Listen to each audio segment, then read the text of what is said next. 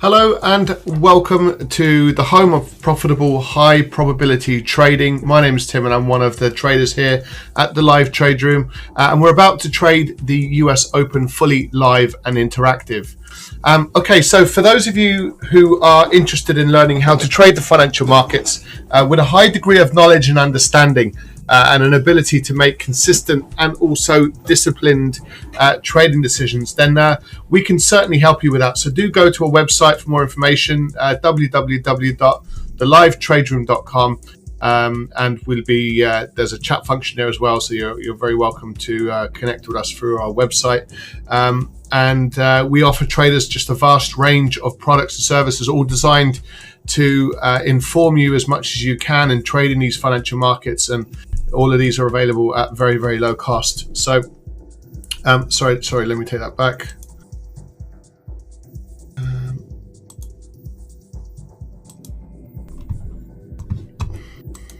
There we go. Apologies, I jumped the gun just a little bit. So over the next hour, what you can expect from us is we're going to go through everything really that you need in order to be able to trade these financial markets. I'll explain that feed in just a moment. So we're looking for high probability trades across some of the world's largest markets, from your foreign exchange markets like your euro dollar, pound yen, euro pound, dollar yen, all the dollar majors. We also look at commodity markets like your gold and your oil markets, and global indices as well, like your S&P, all your the big three in the US, the FTSE, the DAX, and also the Nikkei over in Japan. So we do want to have an understanding of multi-asset class. That's an important feature in the way we trade financial markets. What we can look for is correlations between asset classes, and that can again give us more of an informed, considered approach when we're trading these financial markets. Okay, so let's start then with our risk warning, and let's see if we can make some cash in today's markets. So please see our risk warning currently up on screen. Please of course be aware of the risks involved in trading these financial markets. And the first thing we do when we trade financial markets is we just want to be mindful of some of these major news events that are likely to impact our trading decision making. So today, Tuesday, the March the 2nd. So overnight we've had the RBA with their rate statement, and they've basically kept rates at 0.1. So no major surprise in that. It was very much expected. These are the forecasts, the middle, and the actual amount are printed on the left hand side, forecast in the middle, and then you just got previous just as a little gauge there. So almost steady as she goes. There is a concern with regards to the high price of the Aussie dollar, and not just the Aussie but the commodity currencies generally. We're going through a little bit of an uptick as far as the commodities are concerned, and the Australian economy is a huge exporter of commodities. So if the price of those go up, they're likely to support and likely to push the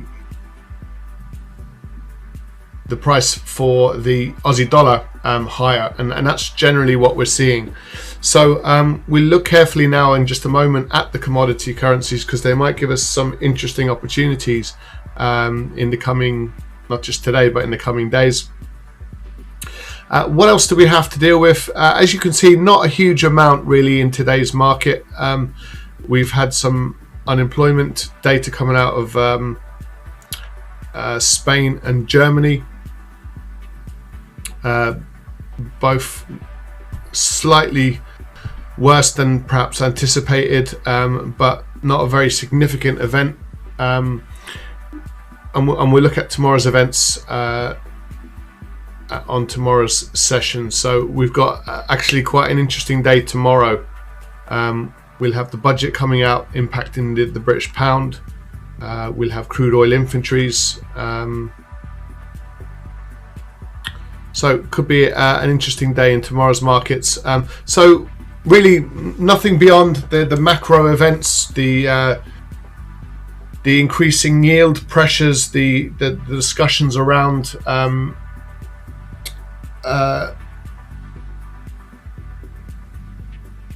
inflation and discussions around the global economy looking to come out of this lockdown situation that we've been in. So we're going to put all that together and apply it all really to the charts. So if I bring up our charts from yesterday, so we're still in this trade in the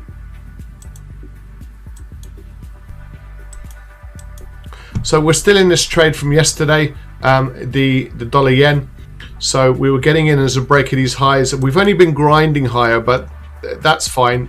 We can certainly mitigate probably most of the risk on this trade now, actually, at this point. So as long as this market's grinding higher, it's fine. We'll give it some room, and we can definitely take off some risk on the table. Looking at it on the daily time frames, we're just extending these moves this week. So we had a really good run last week. Yesterday, a mild continuation, and today we're getting further continuation to the upside. So a bit to go, but so far so good, and we could easily look to mitigate risk, bringing it up to that 106.70 level, which would mitigate the vast majority of risk on that trade. In fact, what I shall do is I shall do that now. So you're going to see this trade be amended.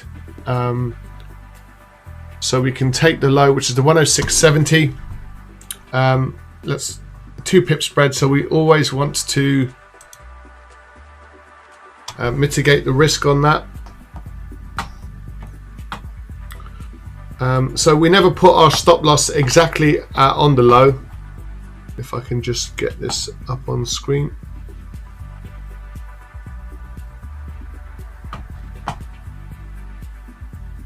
Okay, so we'll just exactly clarify the exact low, which is the 106.70 level, 2 times the spread below the low. So the spread for this market is around 2 pips. So we'll add 4 pips to the low. So that gives us a nice, concise new stop loss of 106.66.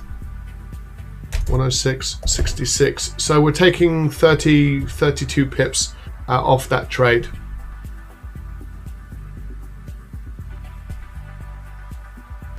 No, it didn't happen for some reason. Not too sure why that didn't happen. Let me do that again. We'll modify the order.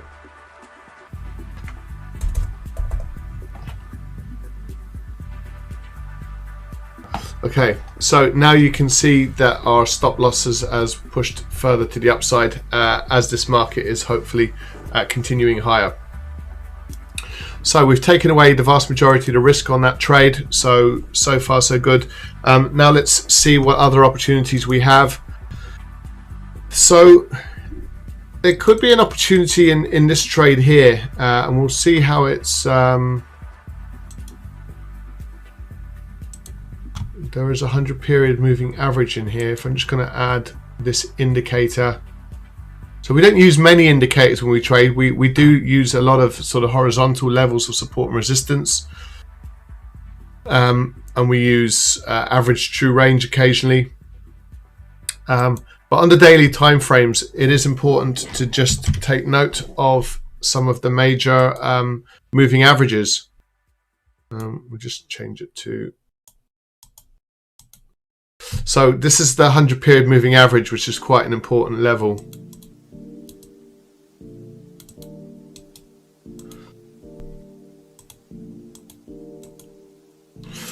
So that's the 50 period moving average, so we're well below that. And we'll have a look at this in a little bit more detail in just a moment, because it is primed for a potential trading opportunity. So we've bounced off the lows. So if I just take this low down, you can see we've extended. So you've had your breakout trade, we've extended lower, and now we're pulling back to this previous level. So that meets some of the criteria in order to get into the trade. Now we're going to see how price performs at that level of resistance, and if it performs as per expectation, then there's a decent sell trade there, and if it doesn't, then we won't. So we'll absolutely have a look at the euro dollar, because that was from our trade plan last night. The next market we're looking at in detail is a buy trade in the 106, above the 106.84 level, which is just this high in here. We're already above that, and we're already in this particular trade. So price is quite slow in grinding higher. Yeah, Finbar, good evening. Sorry, afternoon, should I say. Yeah, we're going to have a look at gold. So it's number 4 on my list. So this is the dollar yen. So if we just finish the currencies with the dollar Swiss trade, we'll then move into gold, if that's okay, Finbar. So the dollar Swiss, it's continuing to extend its move, and this is why we like to let winners run, because we have absolutely no idea. And to be fair, no one will be able to tell you at what point this trade stops moving to the upside. So just very consistently, we want to keep buying trades like these. So above the 91.56, we'd expect continuation to the upside, and we're getting it. It's pulling back just a little, so we'll have a look at that on the smaller time frames in just a moment. See how this opportunity plays out. So we'll come back to the dollar Swiss. So moving on to the gold market. So we do like this market below yesterday's, I think it's the 2-day low actually, isn't it, for the gold? So we're currently just pulling back off the low on the hourly time frame. So so a couple of really good bearish days for the gold market. This 1717 level is a 2-day low. You could actually compound it with this daily low as well. So for argument's sake, between the $17.17 level and the $17.19 level, it's virtually the same price. And below that level, we're very much interested in selling. We're in this on the daily time frame to the downside. So we trade intraday levels, and we also trade daily time frames. Both require a slightly variation. We're still technical traders. We still look for technical moves. We are still very interested in markets that that we see these little breakout trades, so it conforms as per our expectation. We're getting a little bit of buying coming in now, but if we look at this trade, and we can see there is your there's your downtrend. Prices are squeezing lower, so we're looking for opportunities to sell. And there's your breakout trade to the downside. Not surprised to see a little bit of, let's say, a little bit of consolidation down at these lows. It is, broadly speaking, where we would expect some consolidation to kick in around that sort of 1720 level. And when you find levels of support, what that does is that gives opportunities to buyers to come in and start squeezing prices to the upside. Now our stop loss is way out of the way, so we almost don't mind this. And what we would like to do is to see these buyers start to fail. So if you're looking at it on a smaller term time frame and the prices continue to the upside, you know, and we actually fail to make a new high, then that type of price action is your structural failure, and that's what we're looking to. That's what we would like to see on the smaller time frames. And you can look as low as the 15-minute. So we just got fairly consistent little pullback. Let's look at it on the bigger time frame.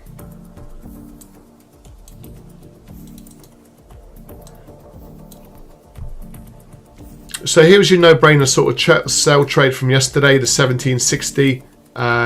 Doesn't really have anywhere to. It's got to create its own ceiling now at this price. So Will the 50 period moving average kick in? We'll have to wait and see. It's just technically it's just a pullback. So if we create a bit of resistance around at levels, then that's fantastic. So might need to be a little bit patient with the dollar trade. It was fine below the 17.17, but as you can see, it's reversed back above it now. So we'll have a look at that in just a minute. The last two trades were the S&P 500, and these are all markets from last night's trade plan webinar with our traders there at the live trade room. So broadly speaking, we like this market above the 39.16. Yesterday it was above the 38.62, so we saw a nice move to the upside in the latter part of yesterday's trading day. We've failed to in fact, we've kind of rolled over. We sort of, prices rolled back over to the downside, bounced off the monthly high, which is a strong level of support, and now look as if we could be on that little turnaround trade to the upside. So we'll have a look at that in a bit more detail. Just to compare and contrast, similar situation really across the US indices markets. Put another level just in here. So we're interested in seeing these markets actually roll back to the upside. So, I mean, you could pick any of these markets really, but the S&P above the 39.16, the 13,360 for the NASDAQ, or the Dow Jones above the 31,672. So there is levels like we saw yesterday, that impulsive drive to the upside. We're likely to see that continue above the 39.16 as far as the S&P 500 is concerned.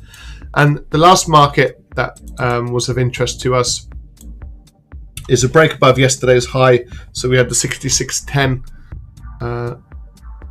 So it was actually above the 50 period moving average, which is the 66.10. So actually this level was the level which we were more eager to get into this trade, and we've now accelerated above it. So we'll have a look at that in more detail. So we've got a few changes to make, which we'll do now. We've got 6 markets to look at in total. So we've got the euro dollar again today to the downside. We've got the dollar yen, so I'll bring this just down. We've got the dollar Swiss. I'm going to just slide over here next to the euro dollar.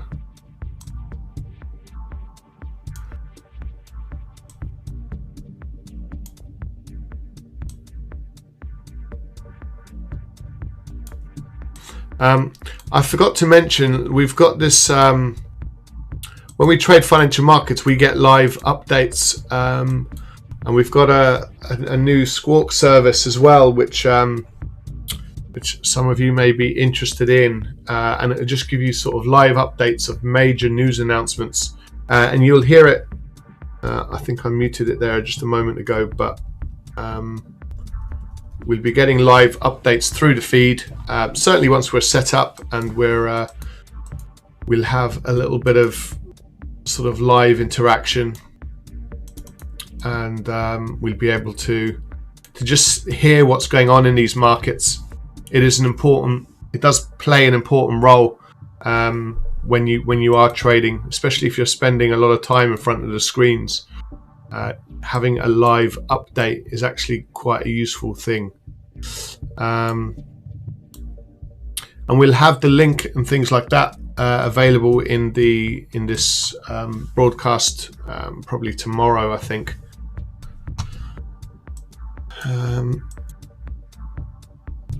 So we've got the currency pairs. So let's have a look at the gold market.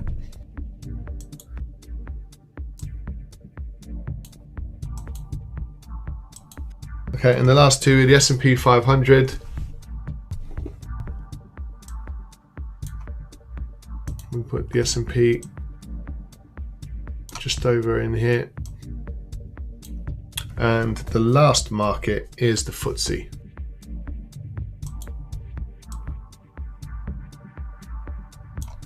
So these are the markets that we discussed in quite some detail last night in our live trade room. Again, we want to plan our trade and then look to trade our plan. So So we can take a look at each of these now in detail. We've got plenty of time before the cash open at 1 o'clock.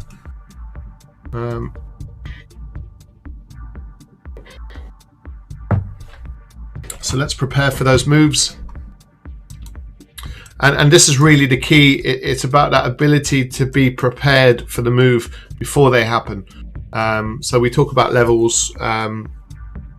And of course, all of you will have your own different trading accounts and things like that, which is absolutely fine. We trade our own capital during the session.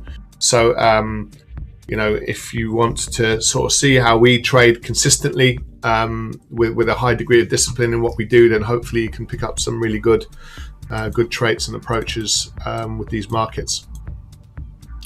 So we can do a little bit of analysis on the shorter term timeframes. So we've got a clearly defined level of previous support, which now becomes so every time price gets down to this level, we get some buying coming in, happening time after time again, until this happens, and that's the breakout trade to the downside.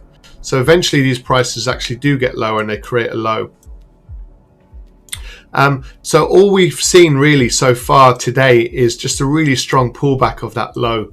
So this was a level of support. It was a support level, just supporting prices, and now this becomes a level of resistance, pushing prices downwards, and that's what we want to sort of take from support and resistance is how do we use these levels of support resistance to get ahead of the market. And as you can see, we're just looking at price action really, where the moving averages are not so important on the smaller time frames. They become far more important, and I know many of you use them in the smaller time frames, and there's nothing. The thing is about indicators, there's nothing wrong with using them as long as they support your analysis, they support your understanding, and that you get a bit more confidence from having another reason to kind of support your trade idea. Then under situations like that, indicators are absolutely fine. What we like to see is exhaustion. We like to see candlesticks like that completely reject the high.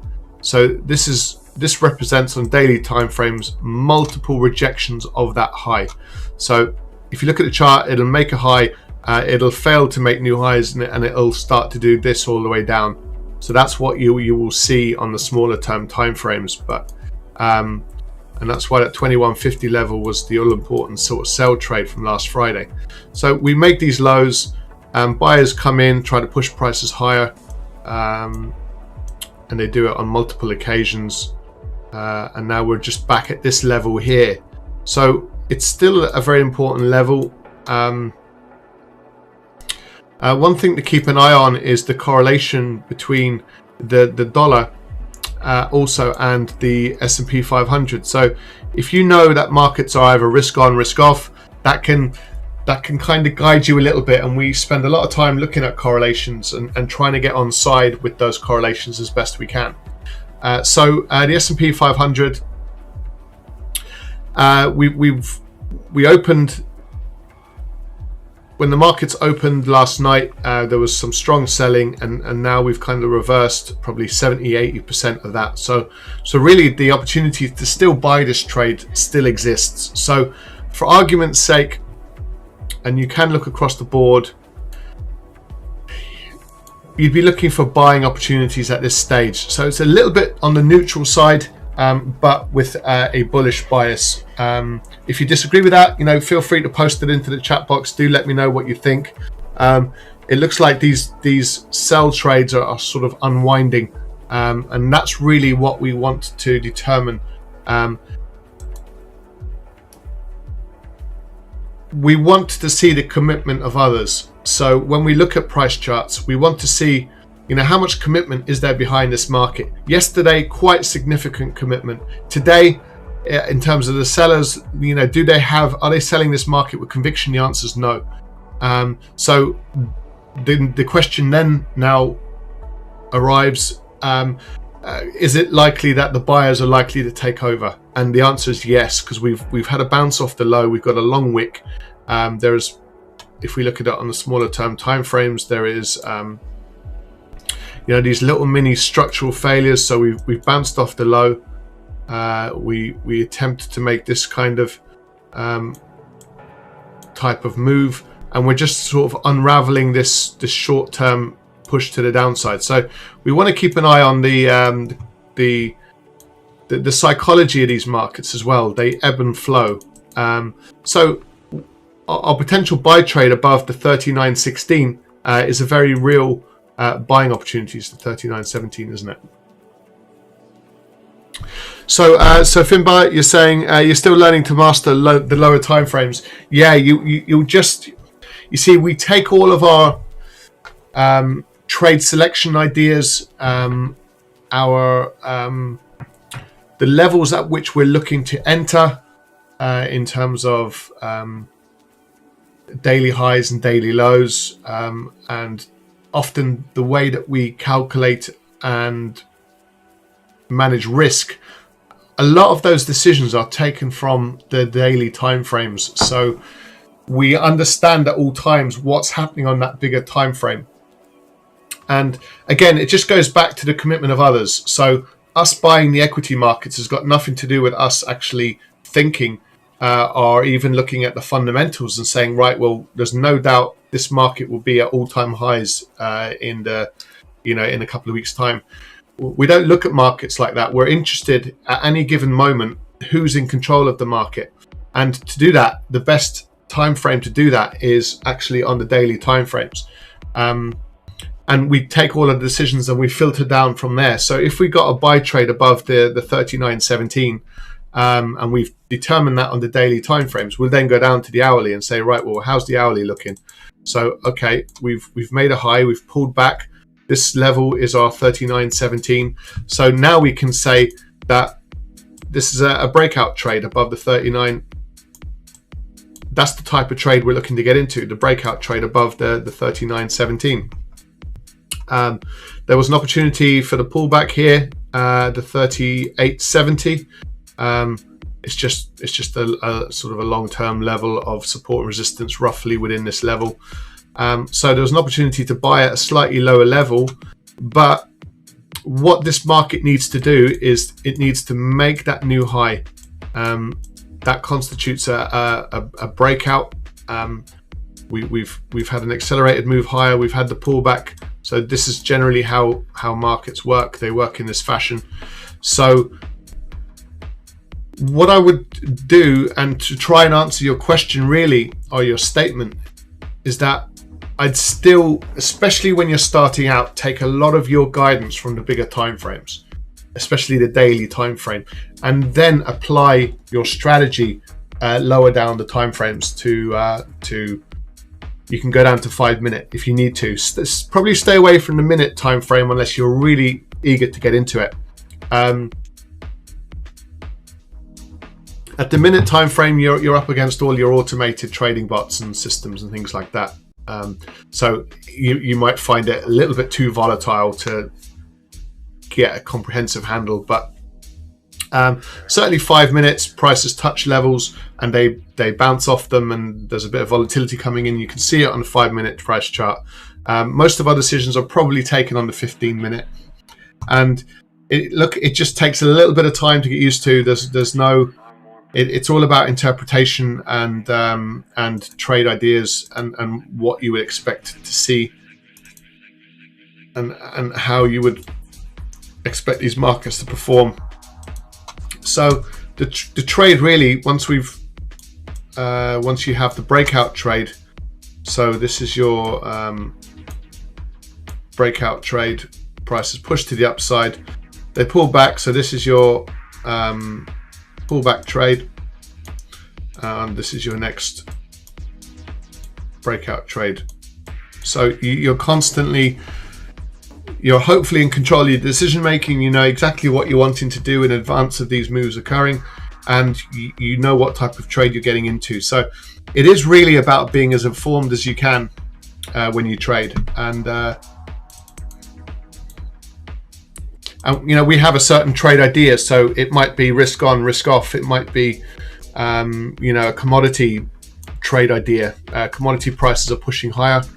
Just to share with you, crude oil, so it's finding a bit of a bid down at these lows. We got OPEC on Thursday, and what this market is really doing for the last few weeks, it's drifting sideways. So expect a little bit more up and down maybe over the next day or so. We've got crude oil inventories tomorrow as well, prior to OPEC. So ultimately, we expect the crude oil market to continue higher. And now it's just that patience, it's just that timing decision, isn't it, that we need to make.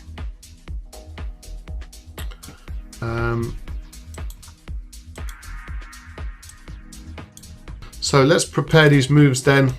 So did that answer your question there, Finbar?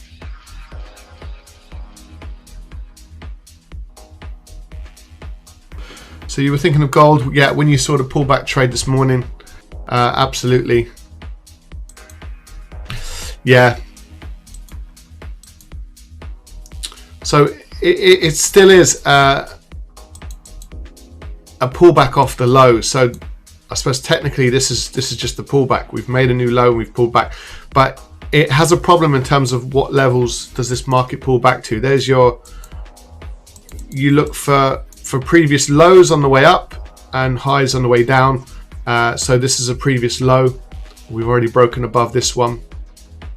So it's still got a bit of a way to travel, but what we would expect to see is it basically find a little bit of a floor, and it will create a bit of this a bit of its own resistance where sellers won't really let prices bounce too high. That's what we were hoping happens, and over a couple of hours, 2 or 3 hours, we'll build up a little bit of resistance maybe at these levels, and we'll see the next leg to the downside. But we've had a nice move over 3 or 4 days. So we've got the 50 period moving average on the hourly time frame, just coming to meet it. So might provide a little bit of resistance around these levels.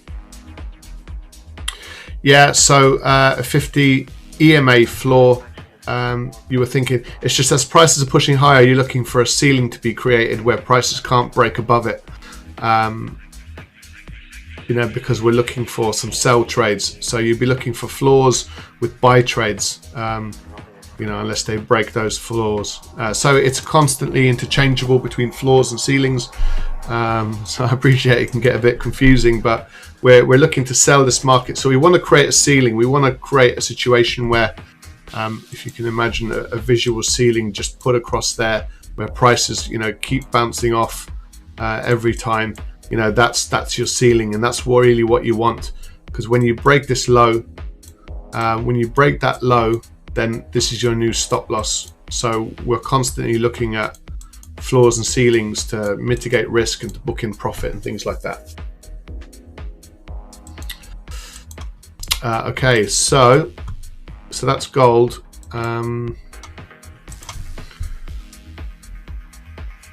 let's determine exactly what we're looking to do with each of these trades. I think this is still on, is it? Yes, it is.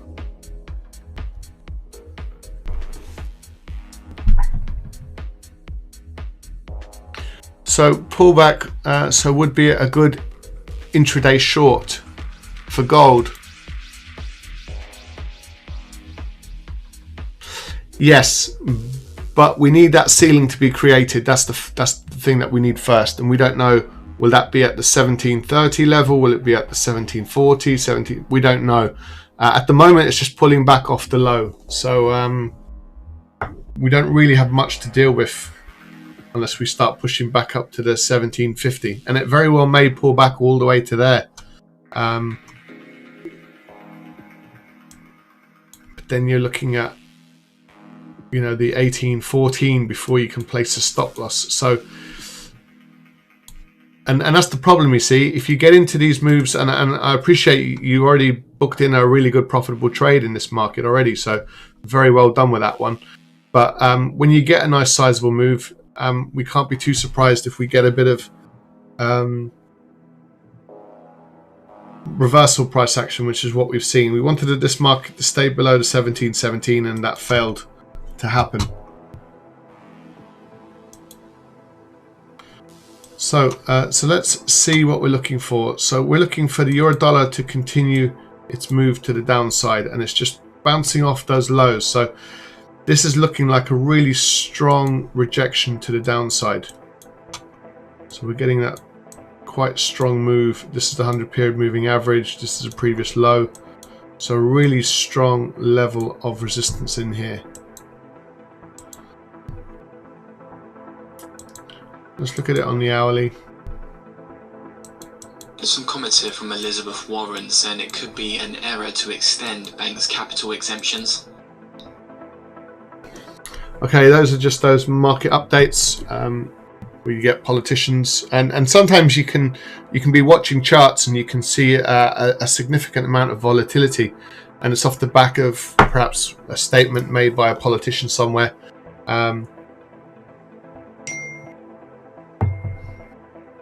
So having a very basic understanding in terms of why markets move the way that they move is important to know. You know, markets move because they're fundamentally driven, and there's traders looking to position off any kind of deviation. It's a discounting mechanism, so it's designed to constantly move higher and lower, and it's the commitment of others that we're really quite interested in. The euro dollar, if you look at it on the hourly time frame, it's just pulling back. We would have liked a bit of support, shall I say, a bit of resistance around these levels.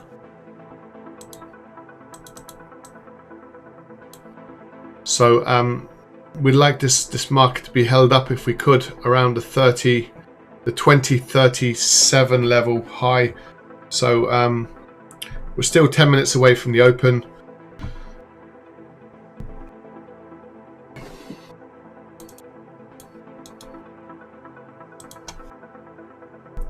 So we're looking to break below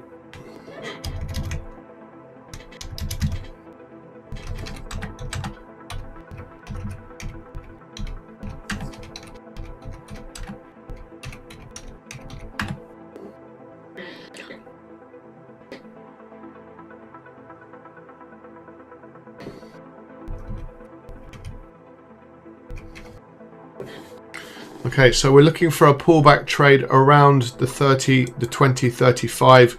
So if we start seeing a little bit of weakness creeping in, or prices rolling over to the downside, then that could be a viable option for us.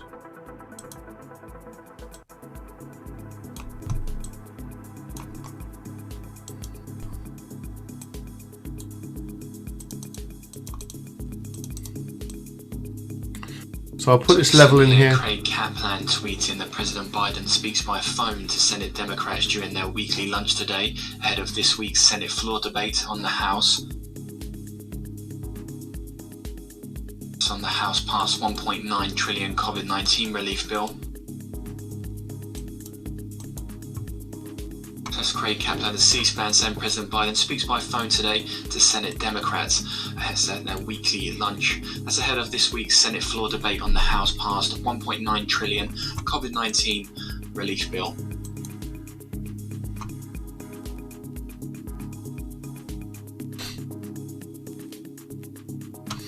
Okay, so the euro dollar, we're looking for a pullback trade around this level that we're currently at. The 120.35 level is an interesting level to get in to see if we start seeing some weakness. The dollar yen, so we do like this market to the upside. It's just softening a little bit, so we can have a look at this on the. So we're just having another, little mini pullback. So as long as prices stay above that 106.70, we'd expect prices to continue to the upside. We're very close to the 107 level for this market. So a bit of weakening as we go into the US Open.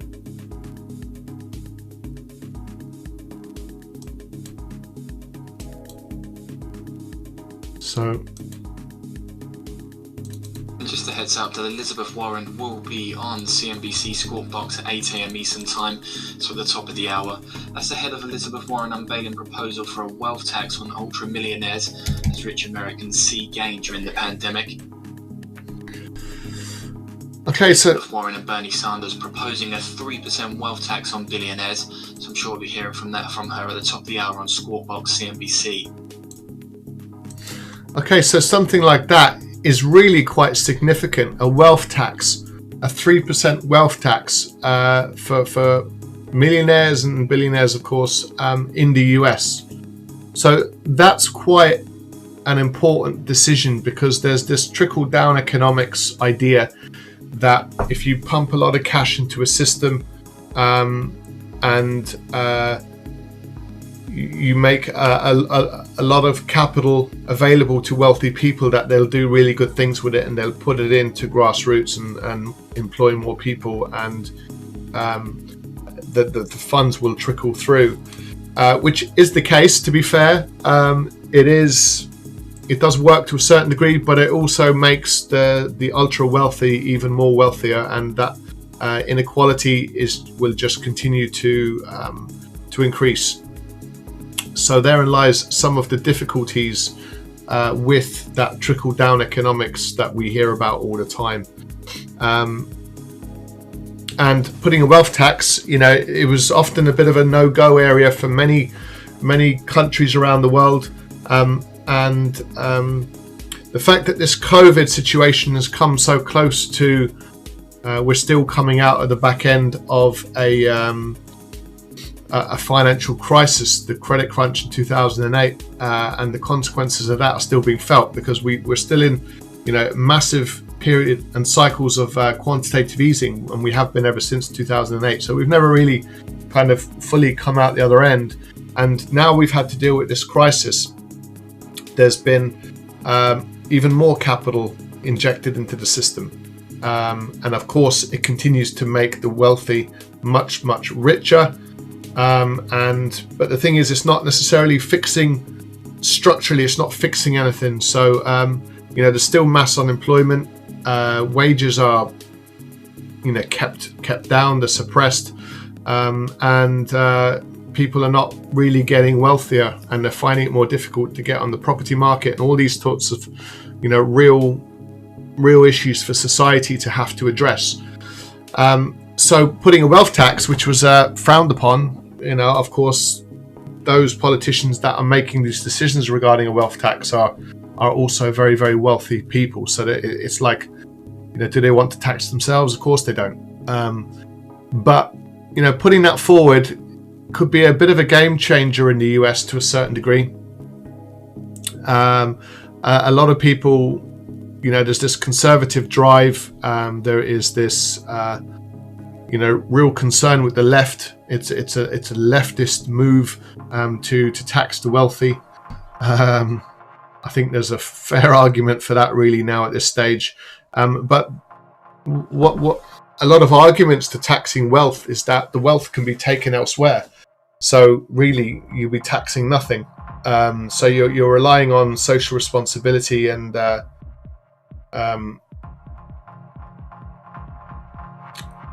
social justice, and that is something that's probably fairly minimal within the circles of those that are very wealthy. That's the idea of social justice. So we'll see how that plays out.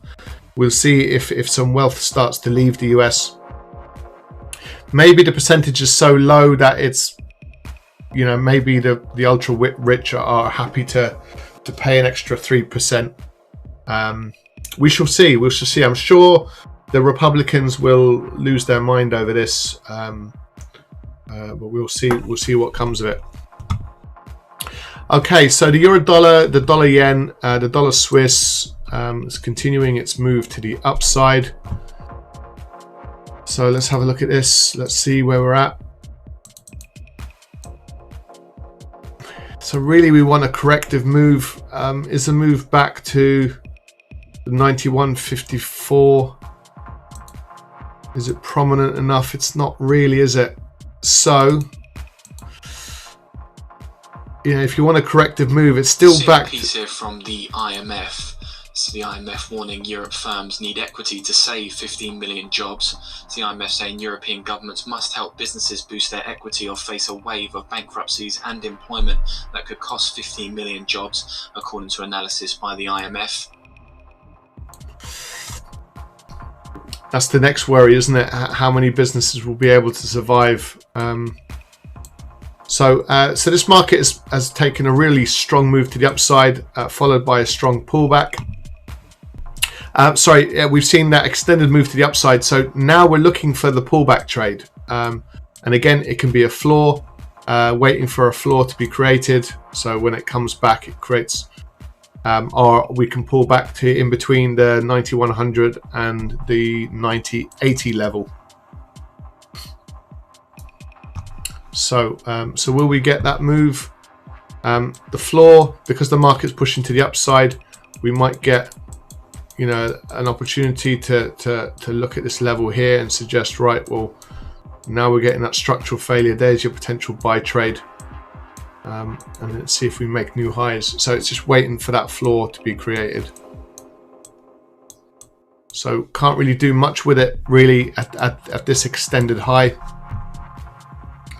So we're still waiting for a floor to be created for the dollar Swiss. So the euro dollar just looks like it's beginning to turn, which is exactly what we'd want to see, in line with the US Open.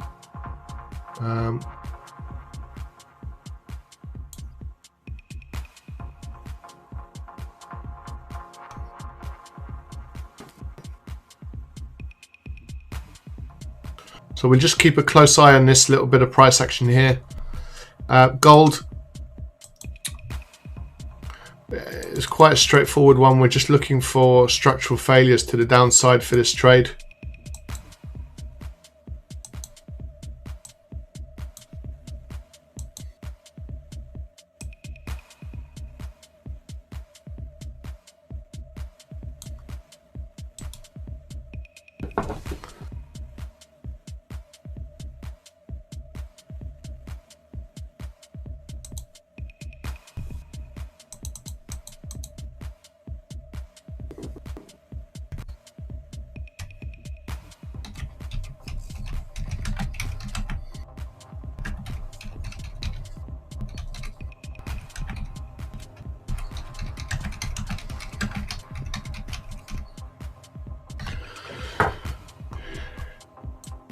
It sounds like a catchphrase or something, I can assume, but can you see how we are laying out our trade plan, and we're wanting the market to perform as per our expectation and not the other way around? So you won't see a market flying and us putting all our attentions into sort of jumping into that fast moving market. By far, we've certainly, myself as a retail trader, like many of you guys, coming from that as a having learnt those lessons time after time again, not willing to make them anymore. One of the most important tips is, and this is why we do focus on having a trade plan webinar every evening, is that it allows you to plan for the opportunity before it happens. So we're not distracted by markets flying here, there and everywhere. We're quite focused on what we need to do. And we wait for the market to come to us. We have levels, we have, looking for a pullback trade around the 120.35.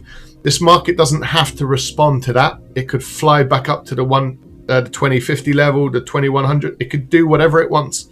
But if it does show signs of rolling over to the downside because of the way we've conducted our analysis and we've looked at support and resistance, then it makes it a viable trading opportunity. And that's what we're doing. We're looking for higher probability trades, and we can identify these trades by the way we do our analysis and spend a small bit of time. It's only a 30-minute webinar every evening, but it's really, really useful to get yourself in a position where you can act once the move starts to kick in.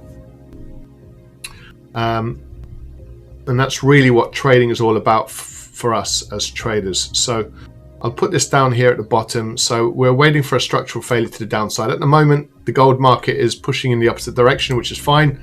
We'll wait for it to hopefully create a ceiling and start to roll back over.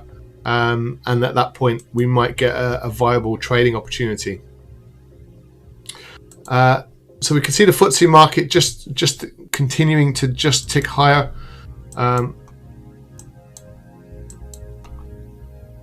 We'll just have a quick look at this trade here.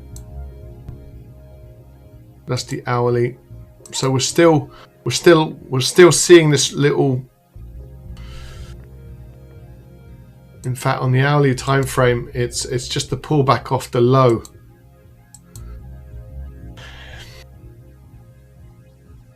Yeah, that's the problem.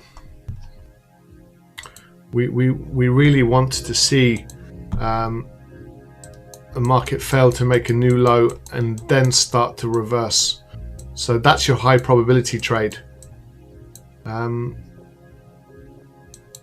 you, there is an opportunity to get into the upside, but it have to be above the 39.17.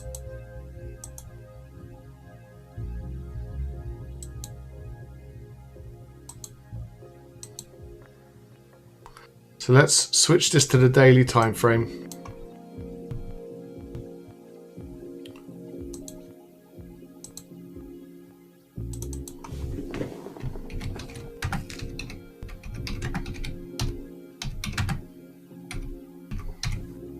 So it's a buy trade above 39.17.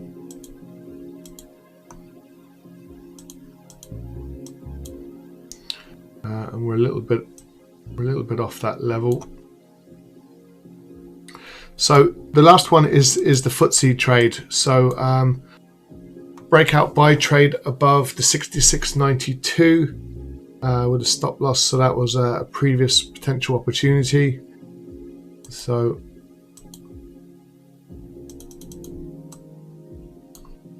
there's a lot of consolidation. That's the first instinct around this market at these levels. What are we looking to do on the daily time frame?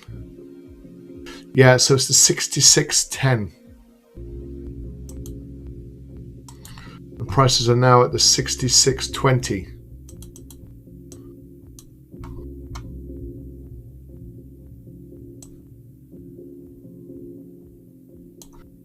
So even on an hourly time frame, there's a lot of resistance around this level. So the majority are trading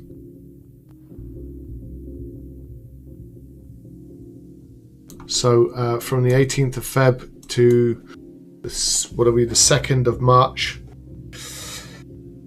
2-3 weeks nearly.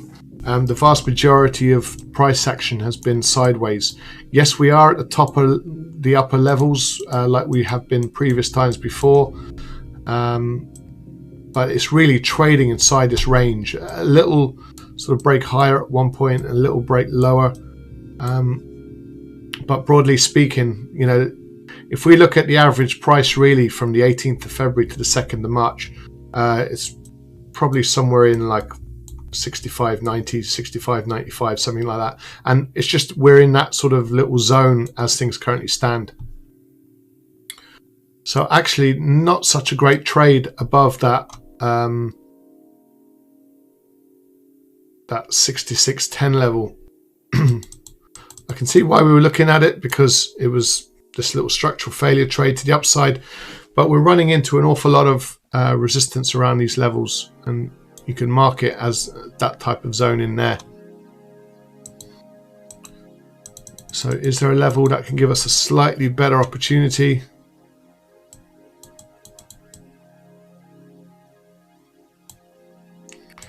It's probably above the high, the 66.93.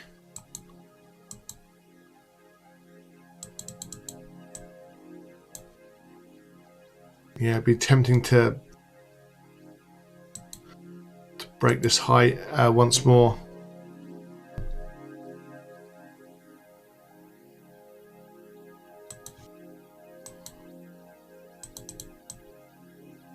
So there's roughly your average price, the 65.95 over the last 3 weeks. We can look at this high in here. We can see it's a multi-week important level, the 66.40, and it is above the 66.10. It's okay. It's 30 pounds above that level, but if we see turnaround price action, and the European markets are performing quite well, it's just the Nasdaq, it's just the US and the Japanese that are not performing that well just yet.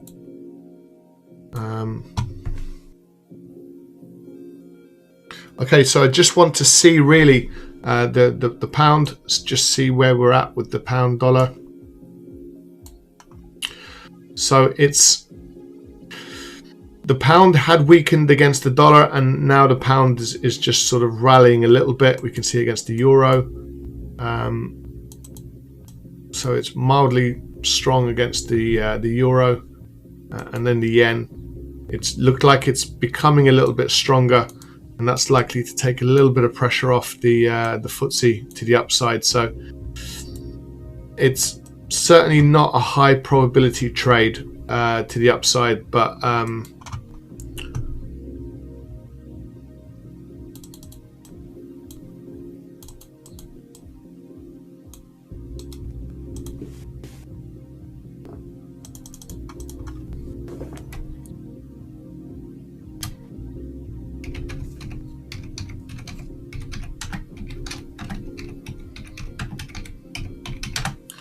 so it's the 66.40. Right, I'm going to put potential buy trade above that 66.40. Reason being is if we get up to that level and we break above it, I'll assess the opportunity at that point. So I'll look at other markets, see if it's possible to sort of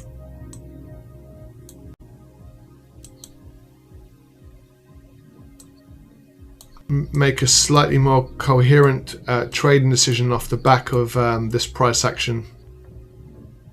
So there's your level, potential buy trade above the 66.40. Now if prices trade below that level, currently at 66.20, then I won't be engaging with it anyway, which is why I just put the word potential in there. So with the S&P 500, it's a buy trade above the 39.17, just above yesterday's high. We're seeing prices begin to tick to the upside again. We are waiting for a floor to be created so we can look to get into this to the upside.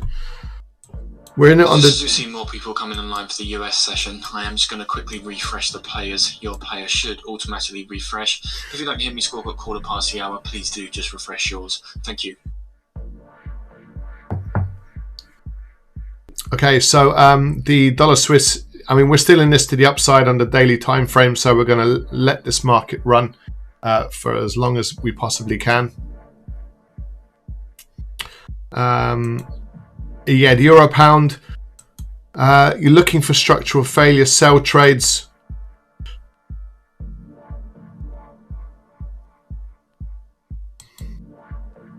No, sorry, it wasn't. It was the gold trade, wasn't it? Apologies. Let me get gold back up. Waiting for a structural failure trade to the downside, so we might have one more look at that just before we finish up for the day. The dollar Swiss, it looks like it's just continuing to drive to the upside.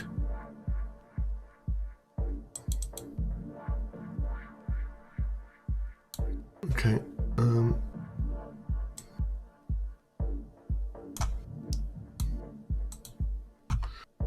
So for the euro dollar, we're looking for a pullback trade around the 30.25.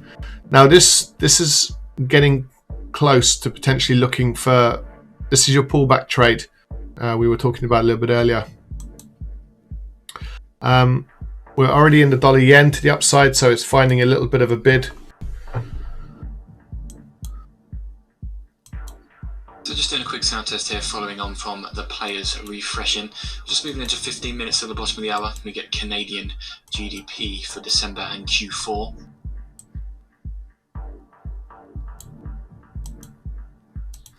So when we trade intraday levels, we get like like an instant squawk service, which is what you're hearing. So it just gives us just a market update. And it just reminds you well of, sometimes you can get so engrossed in trading that you kind of forget about the news event, or you perhaps take your eyes off it, or whatever the case may be. And it's an opportunity to just be reminded of those events and how the markets are positioning themselves, most importantly, going into those events.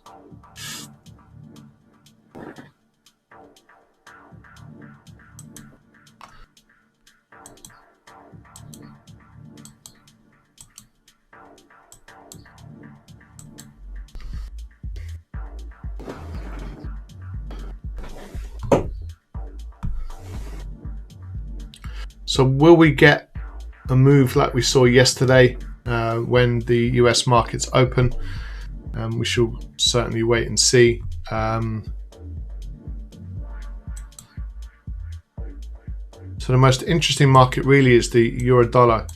So again, just for the analysis, this is a strong level of support and resistance. When markets are above, every time we get to this level, we get a bit of buying until prices break through that level, and then you're looking for selling opportunities. This is your breakout sell trade. So prices push lower, and then of course you make a low when prices do push to the downside, and then you get the pullback. And generally you're looking for, this is a level of support, which now prices are below, it becomes a level of resistance. And all we're simply saying is, if prices find some resistance around this zone, then that's the level in which we can take the next leg to the downside. So that's the analysis. Again, we're just lying in wait. The only problem is, technically speaking, you'd probably need a stop loss up at this level here. So the 120.63, and our entry can be perhaps at the 120 level. So we can maybe look to get in at this sort of price down here. So that's your entry level, and your stop loss level will just be placed above this high. So really, in real terms, you're talking about, 42 pips stop loss.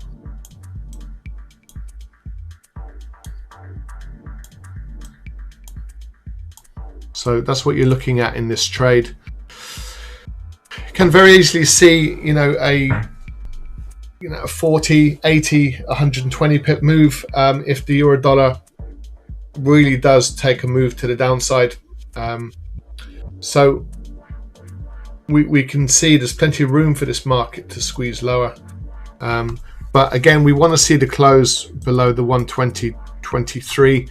And if it reverses off that level, then we can back off that particular trade. And you could work with these smaller levels. You could even go really quite close, quite tight. It's just the opportunities for with sort of recent volatility, it does make it more of a lower probability trade to the downside. And we want to try and keep these trades higher probability for success as possible. And sometimes you need to give some of these trades just a little bit more room. Like we had a really good dollar yen trade from last week with a 23 pip stop loss, and we were getting into an awful lot of those, probably 12 months ago. Over the last 6 months, we've had to really sort of give trades a lot more room than we initially would do, and then it eats into your ability to be profitable.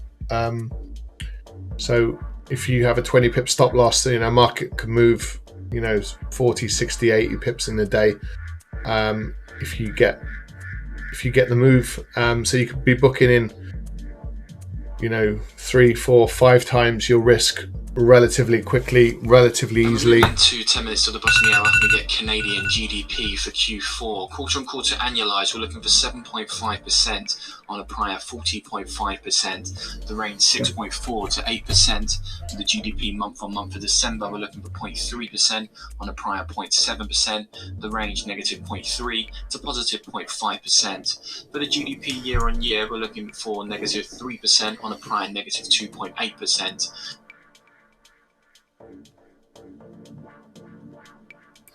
Okay, so we're just backing off that 120.23 level. Let's see if we get that flush. Just another quick note from TD on the data. They say the Canadian economy continued on the road to recovery in Q4 of last year, saying GDP likely rose by 7.5% as consumers and businesses better adapted to the challenges posed by the pandemic.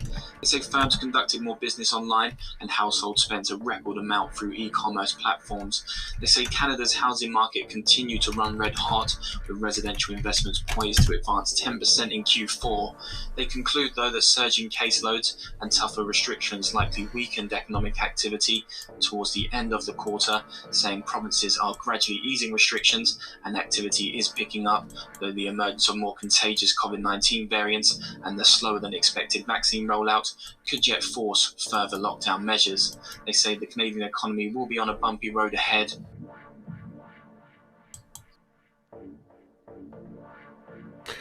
Okay, that's quite interesting. Let's have a look at the dollar CAD. Getting official confirmation following on from that Washington Post piece that Biden will announce Merck to help make the Johnson & Johnson vaccine, as we see one of his White House aides now tweeting that.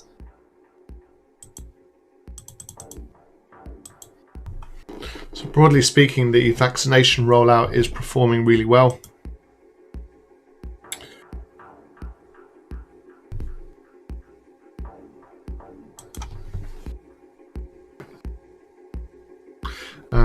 Those in hospital, the hospital rates are coming down, the death rates are coming down. The infection rates seem to be remaining sort of stubbornly quite high, depending on the jurisdiction. So there is still concerns, but and some of these variants are quite aggressive and a lot more contagious, perhaps, than the earlier variants. So we might be able to get into the euro dollar then before we pack up.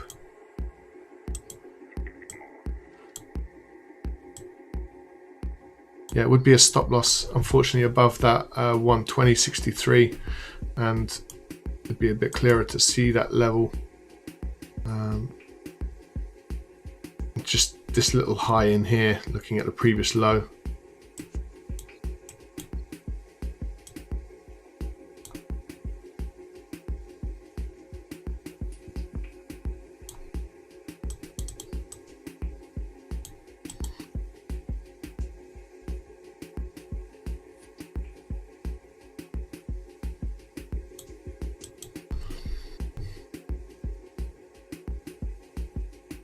So you can see we're having this pullback on the 4-hour chart, and it's just coming off its highs. So a little bit of selling creeping in there. Let's see what it looks like on the 15-minute. So this is really what we want to see around a level of, so we've already discussed that this level in here, broadly speaking, you know, give yourself probably 5 to 10 pips grace. It has to be within this zone somewhere, and 5-10 pips in a market like your euro dollar trade, or a market, the value or the large cap value of this market is excessive. So a 5 or 10 pip swing is virtually nothing. So whether this market sort of breaks above this level here, the 2030 level, is not really very important. Are we seeing sort of consolidation inside this zone is what's in question, and the answer is yes, we are. So that's exactly what we want to see. So we want to see failures to the upside. which is what we're seeing. So we're seeing all the right things. So if we get this little flush to the downside, what we'd expect is it's not going to be that linear, but we'd expect to see further downside from here. And we'd have our stop loss up at this level anyway, the 21.63. So even if it does sort of come down and it attempts to push lower, it might clear out the market and then we might see the move. So we want to, the overall bias is clearly to the downside for now. That very well may change, but right now it's still to the downside. So we might have to be a little bit patient with the sell trade here for the euro dollar. But hopefully it'll be setting up sooner rather than later. Okay, so the breakout sell trade below this level here. Let me see. Sorry, let me see there for a second.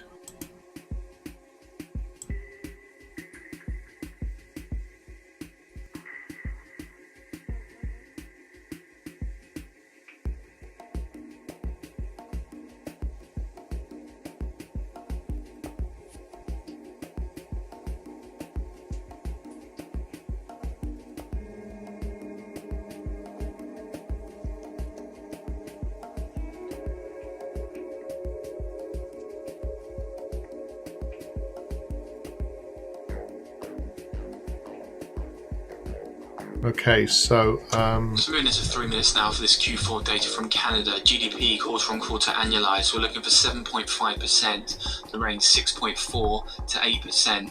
For the month-on-month read, we're looking for 0.3%. The range negative 0.3 to positive 0.5. And the year-on-year for December, we're looking for negative 3%.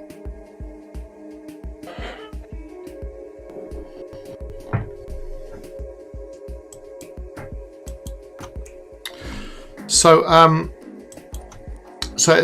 we might need to be a little bit patient with that euro dollar sell trade. The equity market's probably not the best trading conditions today for the equities. Tomorrow, if we get some continuation above the 39.17, or even later on today, if prices start becoming a little bit aggressive to the upside, then above that 39.17 is important. The FTSE, honestly, probably hold off it. It may push higher, but it's not a great quality trade, so maybe take that into account.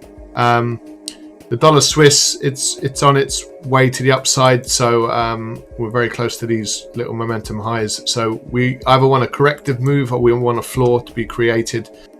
So we can hold off on those two. Gold, we're waiting for a structural failure to the downside, so we might be getting the initial setup for that opportunity now. So let's look at it at this level. So we've only got a little bit of selling really.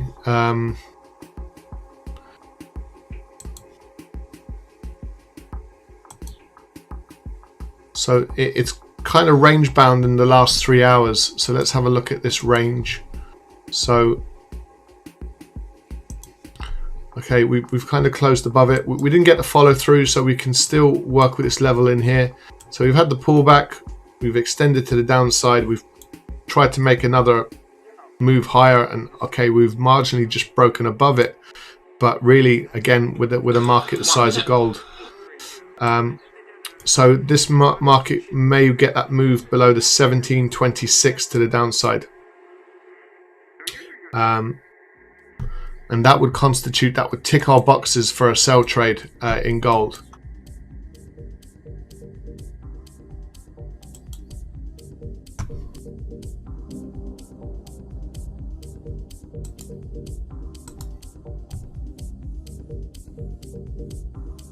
So this is the Canadian dollar GDP numbers. So it is a monthly figure. So we rarely get massive deviation really off that figure, so we're expecting 0.1, and we'll hear now in just a moment what the actual levels are.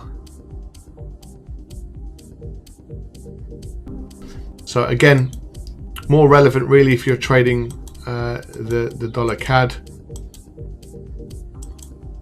9.6% for the quarterly GDP annualized, 9.6%. The month-on-month coming in at 0.1%, with the year-on-year at negative 3%. So the Canadian economy grows at a 9.6% annualized rate in Q4, better than expected. Prior revised the 40.6 from 40.5%. The month-on-month coming in at 0.1%. They're in line with the estimate. Prior revised to 0.8 from 0.7, and the year-on-year at negative 3%.